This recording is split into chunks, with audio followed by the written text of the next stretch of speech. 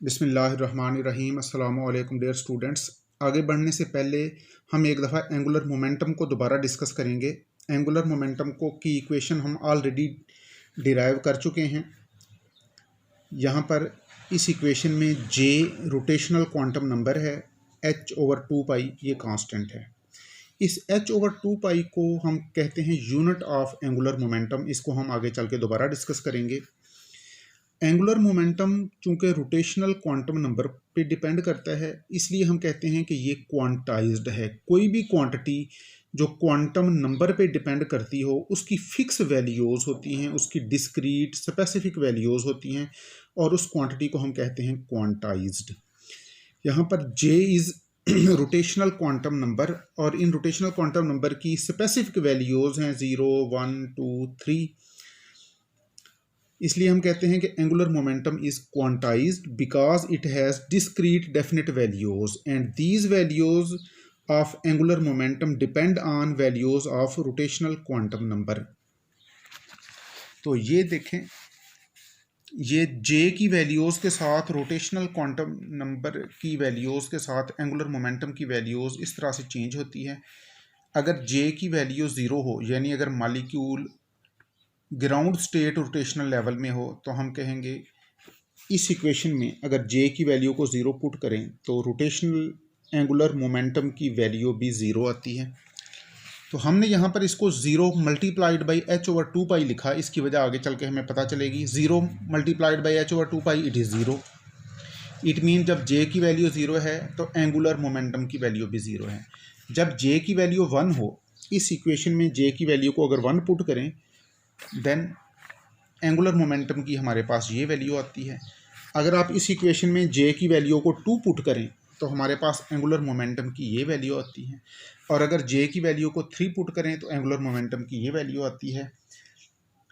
इन सब वैल्यूज़ में h/2 ये फैक्टर कॉमन है, इसलिए हम इसे कहते हैं यूनिट ऑफ एंगुलर मोमेंटम। ये h/2 सब वैल्यूज़ के साथ है तो इसे कहा जाएगा यूनिट ऑफ एंगुलर मोमेंटम। तो हम यूं भी कह सकते हैं कि एंगुलर मोमेंटम की वैल्यूज़ h/2 का मल्टीपल हैं। ग्राउंड स्टेट में जब molecule ground state rotational level में है तो रोटेशनल क्वांटम नंबर की वैल्यू 0 है और एंगुलर मोमेंटम की वैल्यू 0 है। और इस 0 को आप 0 मल्टीप्लाइड बाई h/2 अगर लिख लें तो भी इससे फ़र्क कोई नहीं पड़ता, लेकिन हमें ये साबित करने में आसानी हो जाएगी कि एंगुलर मोमेंटम की तमाम वैल्यूज़ h/2 का मल्टीपल हैं, इंटेग्रल मल्टीपल हैं। तो जब molecule first excited rotational level में जंप कर जाता है तो एंगुलर मोमेंटम की वैल्यूज़ 2√h/2 हैं। अब भी ये वैल्यू h/2 का मल्टीपल है। जब molecule second excited rotational level में होता है तो भी ये वैल्यू h/2 का मल्टीपल है।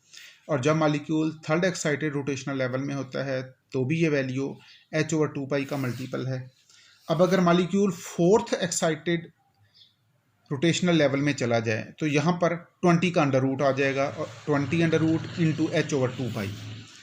तो एक चीज़ हमने देखी कि एंगुलर मोमेंटम की फिक्स वैल्यूज़ हैं, ये वैल्यूज़ क्वांटाइज्ड हैं और ये तमाम वैल्यूज़ h/2 का मल्टीपल हैं। अब 0 से इस वैल्यू के दरमियान एंगुलर मोमेंटम की कोई वैल्यू नहीं होगी। सिमिलरली इस वैल्यू से इस वैल्यू के दरमियान में कोई वैल्यू नहीं होगी, यानी ऐसी वैल्यू एंगुलर मोमेंटम की हमें कोई नहीं मिलेगी जहाँ पर 3√h/2 हो या जिसमें 4√h/2 हो या जिसमें 5√h/2 हो। जब मॉलिक्यूल फर्स्ट एक्साइटेड स्टेट से सेकंड एक्साइटेड स्टेट में जंप करेगा तो उसके एंगुलर मोमेंटम की वैल्यू भी यहाँ से जंप करके यहाँ पे चली जाएगी, इसके दरमियान में कोई वैल्यू नहीं होगी। और जब molecule second excited rotational level से जंप करके थर्ड एक्साइटेड रोटेशनल लेवल में जाएगा तो एंगुलर मोमेंटम की वैल्यू भी इस वैल्यू से जंप करके इस वैल्यू में चली जाएगी।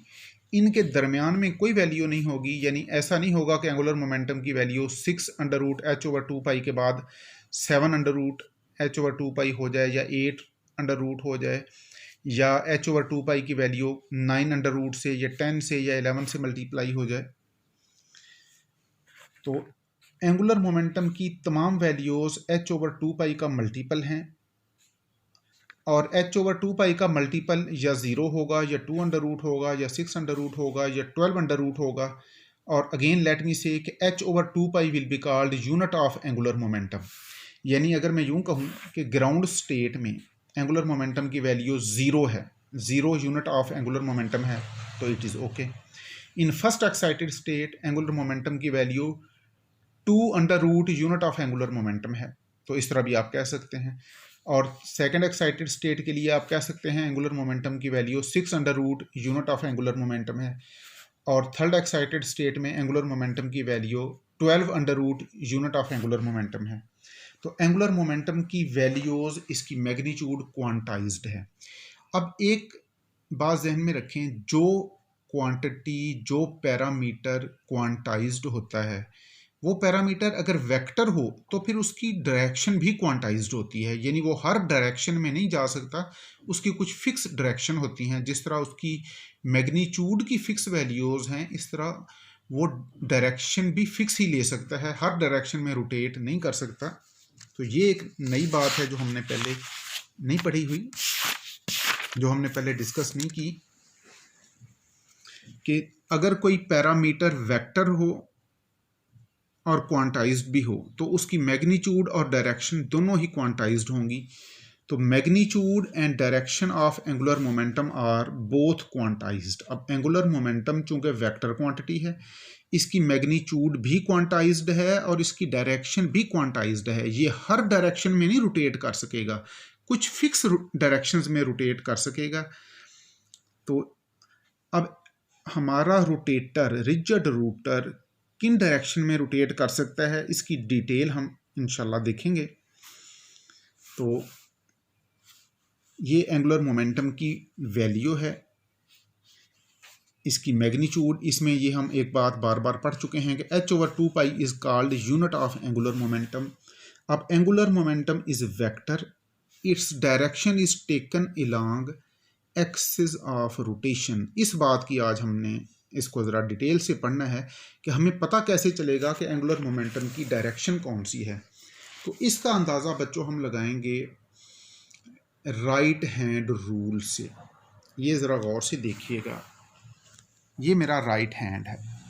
अगर मैं अपनी फिंगर को इस डायरेक्शन में रोटेट कर लूँ, ये डायरेक्शन है एंटी क्लॉकवाइज। अब मेरा थंब अपवर्ड है, तो कोई भी रूटर जब एंटी क्लॉकवाइज रोटेट कर रहा होगा उसके एंगुलर मोमेंटम की डायरेक्शन अपवर्ड होगी।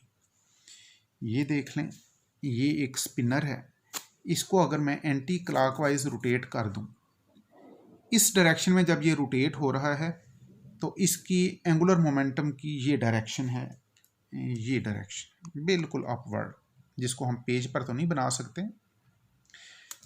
तो ये इस फैन को देखें, ये फैन अगर मैं इसको ऑन कर दूं, इसके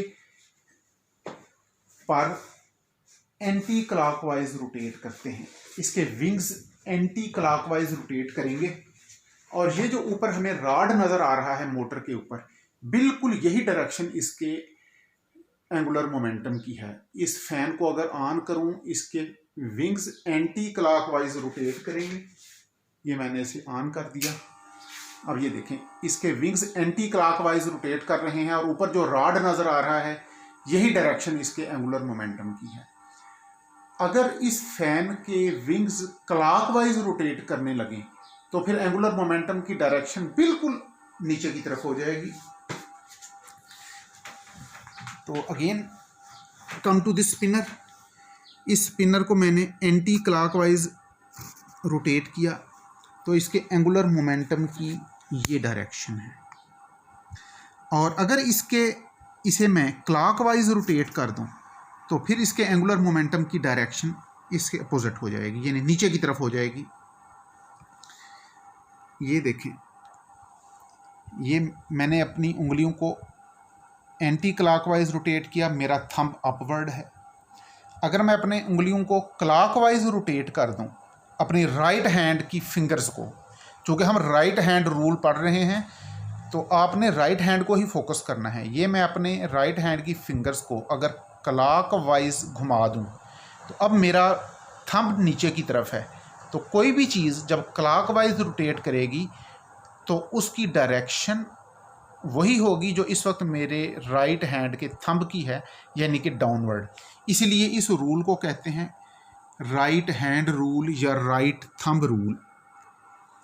अब ये मैंने इस स्पिनर को अब तक रोटेट किया है इस पेज की प्लेन में, पेपर की प्लेन में। इसको मैं अगर यूं ले लूं, इस प्लेन में रोटेट करूं और इस प्लेन में मैं इसे एंटी क्लॉकवाइज रोटेट करूं, तो इस सूरत में इसका एंगुलर मोमेंटम इस डायरेक्शन में चला जाएगा।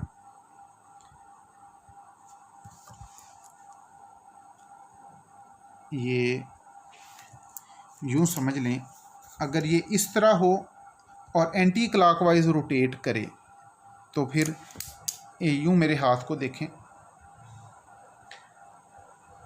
अब अगर मैं अपने हाथ राइट हैंड को यूं रख के एंटी क्लॉकवाइज घुमा दूं अपनी उंगलियों को, तो मेरा थंब लेफ़्ट साइड पे है।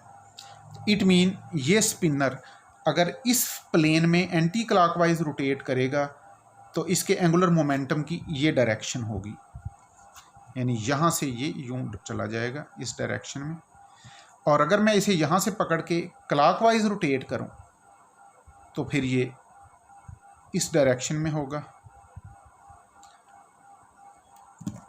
यूं समझ लें ये मेरा राइट हैंड है, अगर मैं इसकी उंगलियों को क्लॉकवाइज रोटेट कर दूं तो मेरा थंब चूँकि राइट साइड पे है, तो ये स्पिनर भी जब क्लॉकवाइज रोटेट करेगा तो इस डायरेक्शन में इसका एंगुलर मोमेंटम चला जाएगा, इस डायरेक्शन में। तो इसको ज़रा अब तस्वीर से समझें। ये एक डाई एटॉमिक रिजिड रूटर है। अगर मैं इसको एंटी क्लॉकवाइज इसी पेपर की प्लेन में रोटेट करूं यूं, तो ये एंटी क्लॉकवाइज रोटेट कर रहा है। इसका एंगुलर मोमेंटम बिल्कुल यूं अपवर्ड होगा, बिल्कुल ऐसे जैसे हमने पंखे के पर डिस्कस किए। और इसी रिजिड रूटर को अगर क्लॉकवाइज रोटेट किया जाए तो इसका एंगुलर मोमेंटम डाउनवर्ड होगा। तो ये अपवर्ड डायरेक्शन यहाँ पर बल्कि मैं लिख दूँ अपवर्ड,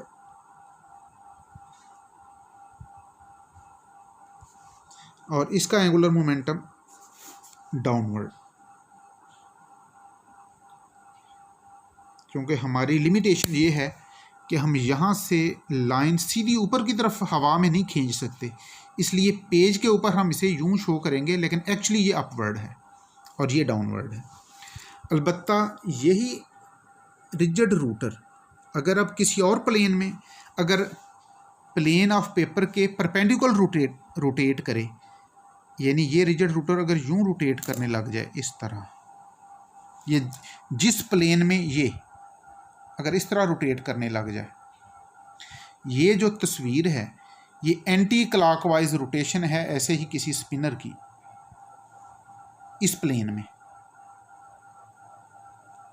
तो ये जब एंटी क्लॉकवाइज रोटेट करेगा इसका एंगुलर मोमेंटम लेफ्ट साइड पे जाएगा, और यही स्पिनर इस प्लेन में जब राइट साइड पे रोटेट करेगा, जब क्लॉकवाइज रोटेट करेगा तो इसका एंगुलर मोमेंटम राइट साइड पे जाएगा।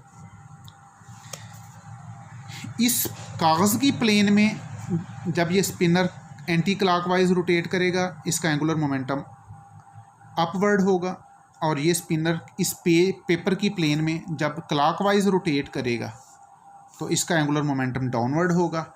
इस पेपर की परपेंडिकुलर ये स्पिनर जब एंटी क्लॉकवाइज रोटेट करेगा इसका एंगुलर मोमेंटम लेफ़्ट साइड पे होगा, और इसी पेज की प्लेन में ये स्पिनर जब क्लॉकवाइज रोटेट करेगा तो इसका एंगुलर मोमेंटम राइट साइड पे जाएगा।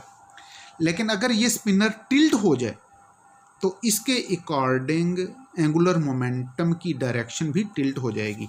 यानी यूँ समझ लें ये स्पिनर अगर मैं यूँ की बजाय यूँ कर लूँ, थोड़ा सा इसको टिल्ट कर लूँ, टेढ़ा कर लूँ, अब मैं इसको रोटेट करूँ तो इसका एंगुलर मोमेंटम की डायरेक्शन भी टिल्ट हो जाएगी और यहाँ से बिल्कुल यूँ सीधी ऊपर स्पेस में इस डायरेक्शन में चली जाएगी। और यूँ इसी प्लेन में अगर मैं इसको क्लॉकवाइज रोटेट करूँ तो एंगुलर मोमेंटम की डायरेक्शन यहाँ से नीचे की तरफ टिल्ट हो जाएगी। इस तस्वीर में देखें, ये इस स्पिनर को हमने टिल्ट किया और एंटी क्लॉकवाइज रोटेट किया, यानी इसको मैं यूं अब रोटेट कर रहा हूं टिल्ट करके, तो एंगुलर मोमेंटम भी यूं टेढ़ा हो जाएगा, इसकी डायरेक्शन भी टिल्ट हो गई।